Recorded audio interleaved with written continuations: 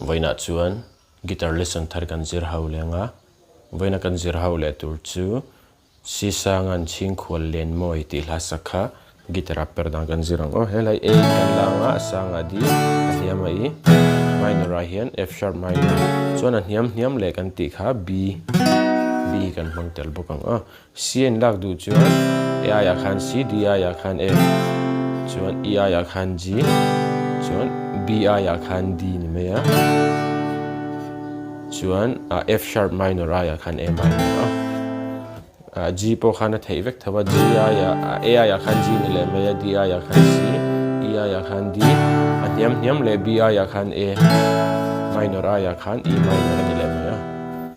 chuan ti han kan strum down down up down up hana bul changa top changa kol le ni me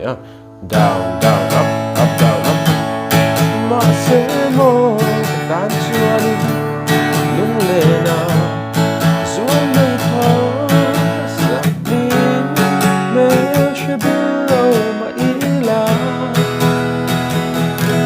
han la pum pui chu kan strum lan an karon play mil lenga uluk devini lo ngai thale don ya